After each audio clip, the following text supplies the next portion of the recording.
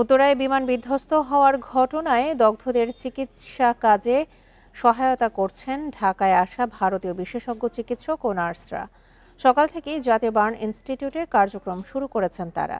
এছাড়া সিঙ্গাপুর থেকে আসা বিশেষজ্ঞ চিকিৎসক দলও বার্ন ইনস্টিটিউটে চিকিৎসা সেবায় সহায়তা করছেন। বান্ডেল থাকলে প্রতি সেনমানিতে টাকা বাঁচবে। বিকাশ সেনমানি বান্ডেল কিনে জিতুন প্রতি লেনদেনে।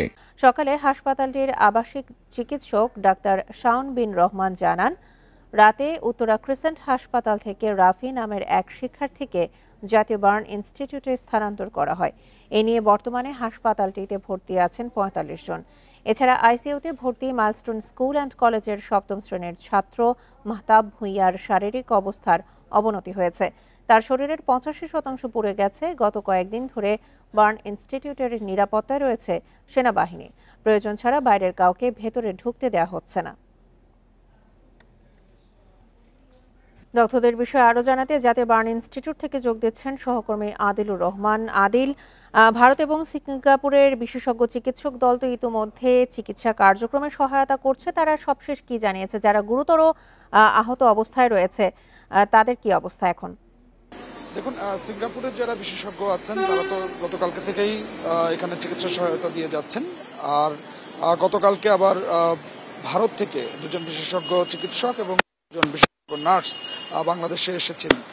তারা আজকে 8:30টার পরে জাতীয় বার্ন ইনস্টিটিউটে প্রবেশ করেছেন এবং প্রবেশ করার পরে আমরা ভেতর থেকে যতটুকু আসলে জানতে পেরেছি যে তারা চিকিৎসকদের সাথে প্রথমে আসলে কথা বলেছেন এবং কোন রোগীর কি অবস্থা এবং কত শতাংশ করে দগ্ধ হয়েছেন, যারা সংকটাপন্ন তাদের খোঁজ খবর নিয়েছেন, তাদেরকে দেখেছেন এবং দেখার পরে তারা বাংলাদেশের চিকিৎসক যারা আছেন তাদেরকে সহায়তা করছেন এবং তাদেরকে নানা ধরনের পরামর্শ কিভাবে আসলে তাদের শারীরিক অবস্থার উন্নতি হয় সেই বিষয়গুলো ভারতের চিকিৎসকরা যারা আজকে সকালবেলায় প্রবেশ করেছেন তারা সেই চিকিৎসা কাজে সহায়তা করছেন বলে আমরা জানতে পেরেছি। তবে আজকে সকাল পর্যন্ত এখন পর্যন্ত আসলে যারা গতকালকে আপনি জানেন যে 8 জনের অবস্থা বেশি সংকটাপন্ন ছিল, নিবিড় পরিচর্যা কেন্দ্রে যারা আছেন তাদের সবশেষ শারীরিক অবস্থা কেমন সেটি এখন পর্যন্ত এই হাসপাতালের যিনি পরিচালক তিনি এখন পর্যন্ত আমাদেরকে জানাননি। হয়তো আমরা আশা করছি যে আর কিছুক্ষণ পরে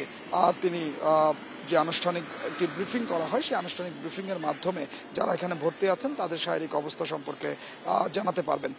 তবে আমরা ভেতর থেকে যে তথ্য আসলে পাচ্ছি, দু একজন চিকিৎসকের সাথে আমাদের কথা বলার সুযোগ হয়েছে, তারা যেটি আসলে বলছেন যে অনেকের অবস্থায় আসলে সংকটাপন্ন, দেশ বিদেশের চিকিৎসক যারা আছেন তারা এখানে সেই চিকিৎসা তাদেরকে দেওয়ার চেষ্টা তারা করছেন, তারা সেই চিকিৎসা তাদেরকে দিচ্ছেন। তারা আপ্রাণ চেষ্টা করছেন যে এখানে যারা ভর্তি আছেন তারা প্রত্যেকে যেন আসলে সুস্থ হয়ে ওঠেন। তবে কারো কারো পরিস্থিতি আসলে খারাপ হচ্ছে, আবার কারো কারো পরিস্থিতি আসলে উন্নতির দিকে যাচ্ছে। তবে আনুষ্ঠানিকভাবে না জানা পর্যন্ত সেই যে বিষয়টি আসলে কার কি অবস্থা সেটি আনুষ্ঠানিক ব্রিফিং এর পরেই আসলে বলা যাবে। তবে এরই মধ্যে আমরা আজকে সকালবেলায় একটি তথ্য আমি আপনাকে একটু দিয়ে রাখি, সেটি হচ্ছে যে 10:30টা নাগাদ প্রধান উপদেষ্টা যে প্রেস উইং সেই প্রেস উইং থেকে একটি তালিকা পাঠানো হয়েছে। সেই তালিকাটিতে আমরা দেখতে পাচ্ছি যে সেই তালিকাটি 23 জুলাই রাত 10:30টার সময় প্রস্তুত করা হয়েছে এবং সেই তালিকায় বলা হচ্ছে যে 29 জন মারা গেছে সেটি নিশ্চিত করা হচ্ছে এবং এখন পর্যন্ত বিভিন্ন যে হাসপাতালগুলো আছে, বার্ন ইনস্টিটিউট, সিএমএইচ সহ যে হাসপাতালগুলো আছে সেই হাসপাতালগুলোতে 57 জন ভর্তি রয়েছেন, 57 জনের চিকিৎসা চলছে। তবে এছাড়া আমরা যেটি দেখতে পাচ্ছি যে বিশেষ করে বার্ন ইউনিটের যে সামনে আজকেও সেনাবাহিনী তারা অবস্থান করছেন এবং অপ্রয়োজনীয় কাউকে ভেতরে প্রবেশ করতে দেওয়া হচ্ছে না, যাতে এখানে যারা দগ্ধ আছেন তাদের স্বাস্থ্য ঝুঁকি তৈরি হয়। তো আমার কাছে বার্ন ইনস্টিটিউটের সামনে থেকে ছিল এখনকার সবশেষ। জাতীয় বার্ন ইনস্টিটিউট থেকে দগ্ধদের সবশেষ তথ্য নিয়ে জানাচ্ছিলেন সহকর্মী আদিলুর রহমান।